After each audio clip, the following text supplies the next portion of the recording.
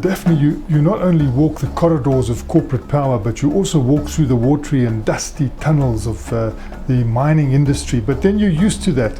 Can you take us back to the days of the 1976 march and how you marched then for political freedom and how you're now marching on for economic freedom?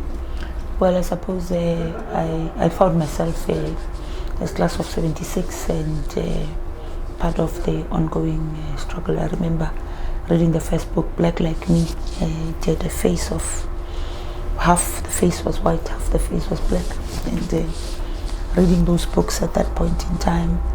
And I think 3 months later, June 76 happened. So I found myself in class of 76. Never wrote my matric in 76, 77.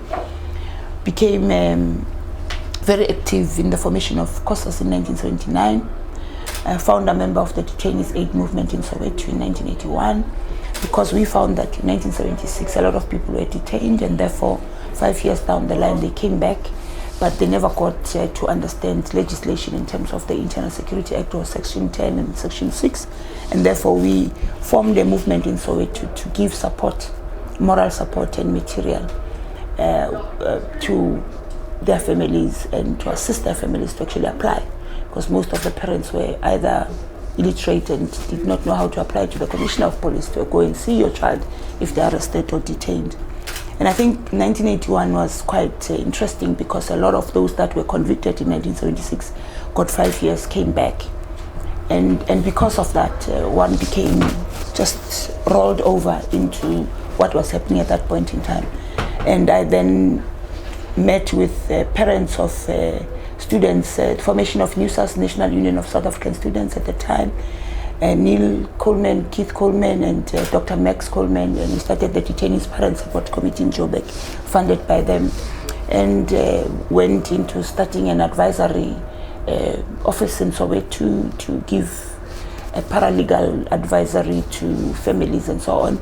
And that was a culmination of my political career, if you like, which of course over a period of time changed into, I was brought up by a single parent or single mother, very strong with a standard 3 education, but wanted me to be a better person. And therefore that continued because I wanted to fight for the rights of women, because I've seen how my mother was married to my father, but my father was gallivanting the whole time with women from all over the show and never there for us, but would come back, hit my mother and so on. And that actually shaped who I really became. And I always fought for the rights of women, particularly because my mom came from a rural area and therefore was brought to Joburg because my father was here to come and work. So she became almost like a doormat, which I didn't want to be.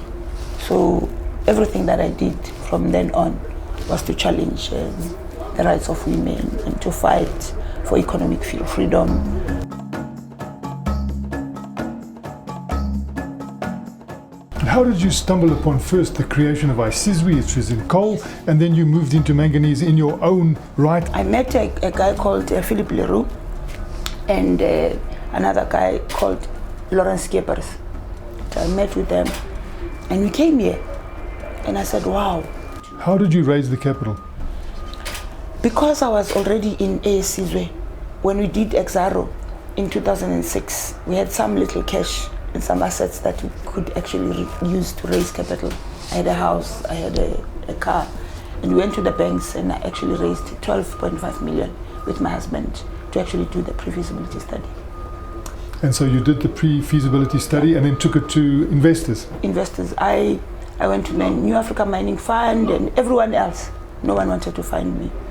And I was told that this business plan will remain in my briefcase. Patience does, play, and I always look at the vulture. It's a very patient bird.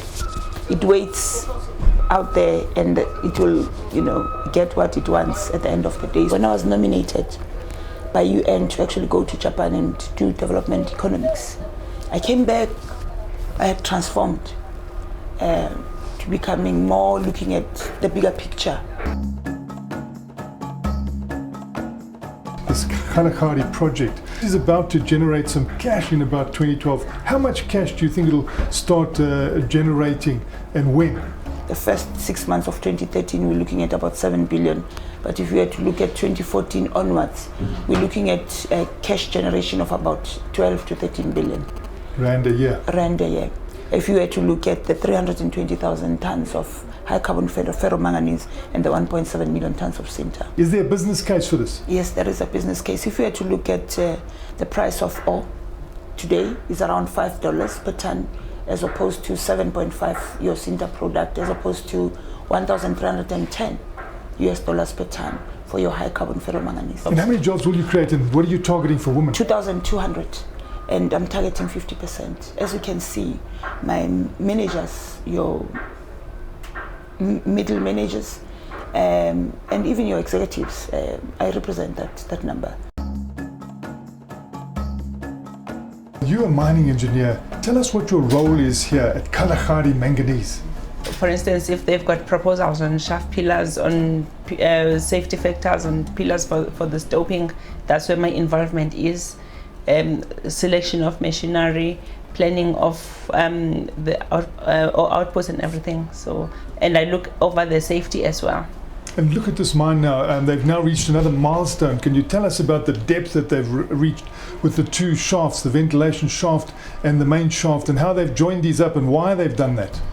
Firstly, I've got huge respect for those crews who work on shaft sinking. I've been to the main shaft when it was still being blind sunk, and you just see the amount of work and the conditions that they work in. But we've managed to do that safely and without any disabling injury nor fatal. So us holding at 281 level, imagine, and if I can just go a bit back, when I got here in July, we were running behind schedule, but now the guys have really caught up. So it means that we've got 2 escape routes, and I could feel the difference as well when I was underground. When you get to the ventilation shaft station, it used to be hot. And what will be the output from this mine? We will do 3 million tons per annum. We've got measures in place, our skips, our cages, and the ventilation quantities, the machinery that we've chosen. There's huge scope for expansion. You're also involved in karate. I've represented South Africa twice internationally, in Japan and in Portugal. I got a silver trophy in Japan 2009. I was beaten to a pulp in Portugal, and just 2 weeks ago I think I had a comeback, won 2 goals in Kumite and Kata. We're talking to Ivan Walker, Contracts Manager for Grinica LTA at the Kalahari Manganese Mine. Can you please tell us what we saw and what is happening at this particular project, the state of the project? Well, first of all, got it on surface. We went down with a kibble down to 281 meters below surface. From there, we walked into what we call the crusher chamber. That was the first tunnel where they were busy drilling support, and that's full of manganese, that tunnel. After that, we walked through to the silos where we had a look at the support that was in there, and then we went across to the main shaft that had hauled into the ventilation shaft by a tunnel that we had put under it 2 weeks ago. And this is on schedule to become operative in the third quarter of next year? That's correct, yeah. We're on target to finish in August next year, and we're online at the moment to finish it possibly a week or 2 ahead of schedule. Are you in favour of mine nationalisation? Would you allow your mine to be taken over by the government? At this point in time, no. If the price is right, probably, but for now, I have a responsibility to ensure that I actually lead by example, simply because I went into mining to say South Africa is well endowed with mineral resources. We have to make it work. It's the backbone of the economy, and therefore you need role models for people to begin to look at it, whether it's in terms of beneficiation, whether it's to run a well-run institution that will actually generate cash, and the well-deserved foreign exchange that we would require for the country. What about Julius Malema? He says he wants to take over the mines, he wants to nationalise them without compensation. I've started from scratch. I've started from where there was nothing. I've paid for the pre-feasibility study. I've paid for the bankable feasibility study. I've now at project development phase where my project will be ready and running. What is the value of the equity that you put in, and tell us about what you're raising? We're putting 4.2 billion out of 11 billion, and 6.5 will be debt. And how are you going to raise that debt? We're already raising with the commercial banks and the DFIs. And the DFIs are going to come in on the same term sheet? Common terms agreement with the commercial banks. For as long as there's still growth, manganese there'll be growth as well. And for as long as there's nothing that has been developed that can actually replace manganese in steel making. What about full-blown mine nationalization? Nationalization, I don't think it's going to happen. Who's going to fund it? Where will the money come from?